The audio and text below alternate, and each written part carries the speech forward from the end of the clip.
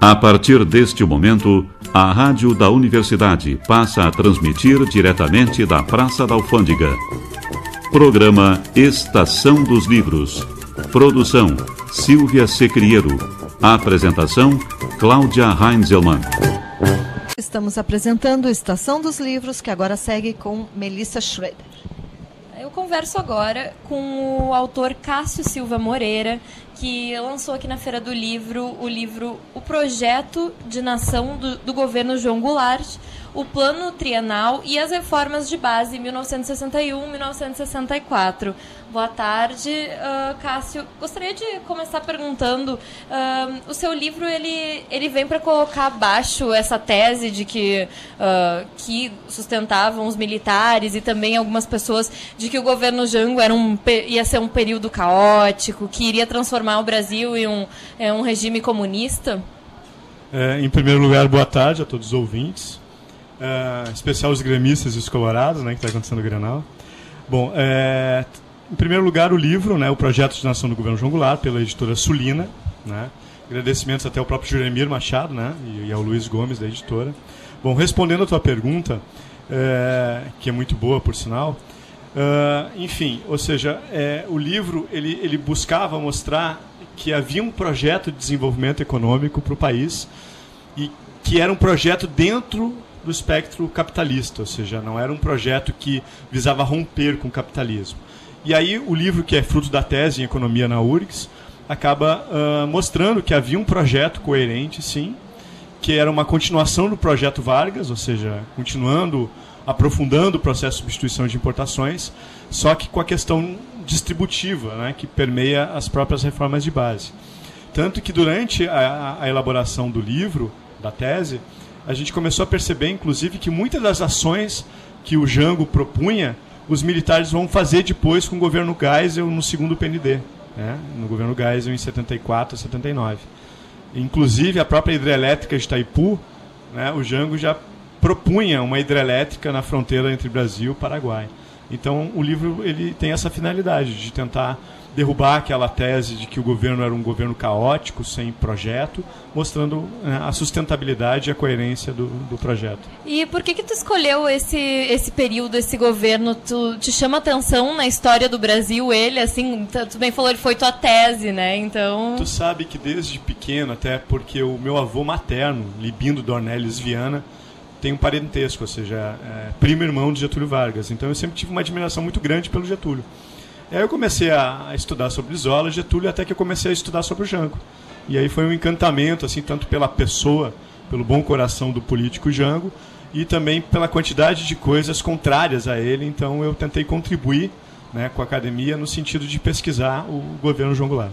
E agora falando mais sobre o que propunha esse governo João Goulart, o que era o plano trienal proposto por ele? Bom, o Jango ele vai assumir numa situação bastante complicada com a renúncia do Jânio Quadros após 7 meses, e o Jânio se encontrava na China, e então houve um impasse na sua posse, porque ele era o vice na época, tu votava para presidente e para vice-presidente de forma separada. E aí havia uma tentativa de impedir a posse do Jango, até que uma situação, né, de compromisso surgiu, que era a posse, mas mudando para o presidencialismo para o parlamentarismo. Então, nos 2 primeiros anos, o Brasil viveu um regime parlamentarista, um sistema parlamentarista, até que passou para o presidencialismo, né, num plebiscito que foi adiantado. E na elaboração do plano para o plebiscito, o Jango chamou o Celso Furtado e foi elaborado o plano trienal. O plano trienal ele visava controlar a inflação, né, combater a inflação com o crescimento econômico, mas além dessas questões mais de conjuntura econômica, de curto prazo, inflação e crescimento, o plano também propunha que essas mudanças, que essas metas só poderiam ser alcançadas se fossem feitas reformas, né? Então, o próprio plano trienal ele não pode ser analisado só pelo prisma de curto prazo, mas sim como uma proposta de diretrizes de longo prazo, que aí são consubstanciados pelas reformas de base. Sim, e essas reformas de base, quais seriam as que ele propunha? Bom, eram várias reformas de base. O livro, até no 3º capítulo, ele fala bastante sobre algumas das reformas e mostrava que elas estavam conectadas, ou seja, que elas tinham uma coerência.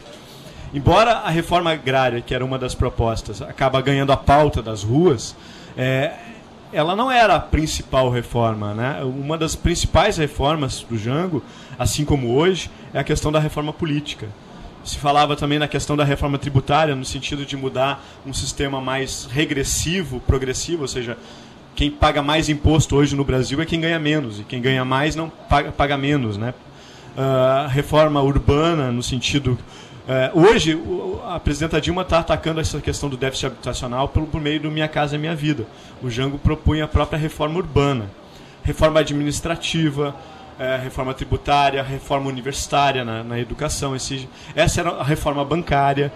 O Jango propunha a criação do Banco Central, que mais adiante o governo Castelo Branco, no PAEG, Plano de Ação Econômica do governo, é criada, né, o Banco Central. Então essas eram algumas das reformas de base, que o livro está nas melhores livrarias, né? Elas estão bem detalhadas e explicadas no capítulo 3.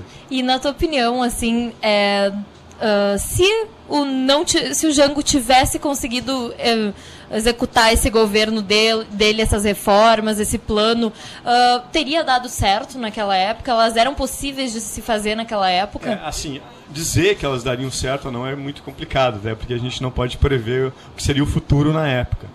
Mas tem uma frase do Celso Furtado que eu gosto muito, que ele disse essa frase 1 ou 2 anos antes de morrer, não lembro se foi em 2001, 2002, enfim, no final do governo Fernando Henrique, que ele dizia a seguinte frase: nunca foi tão grande a distância do que somos e do que poderíamos ser.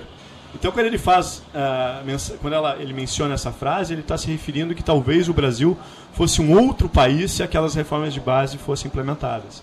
Mas o Jango, ele acabou enfrentando um mesmo problema muito parecido que hoje a atual presidenta Dilma enfrenta, que é um Congresso conservador, que sai mais conservador ainda, pelo menos na primeira impressão, dessas eleições de 2014. Então, o Jango ele tinha muita dificuldade de implementar as suas reformas, que elas estão todas elas bem detalhadas na mensagem ao Congresso Nacional de 64, que é um dos documentos base do livro, né?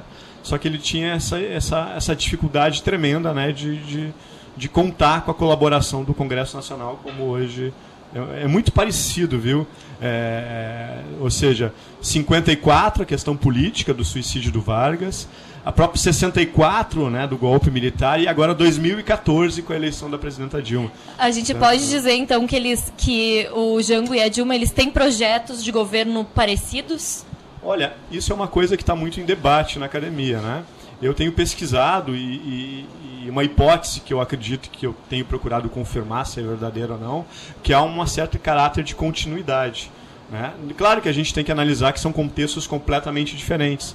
Lá em 64 e 54 se falava muito do nacional-desenvolvimentismo. Hoje se fala muito em social-desenvolvimentismo. Só que a gente tem um contexto completamente diferente, ou seja, a gente tem as empresas multinacionais muito mais espalhadas, né, pelo território brasileiro, a inserção das empresas multinacionais é muito mais forte, naquela época já era forte, ou seja, o projeto ele não é o mesmo, no sentido de as mesmas coisas que são feitas ou que são necessárias. Agora, ele tem uma certa caráter de continuidade quando a gente percebe a prioridade no crescimento da renda e do emprego. A gente tem uma das menores taxas de desemprego do mundo. E a questão principalmente da inclusão social, que era uma das principais metas das reformas de base do governo João Goulart.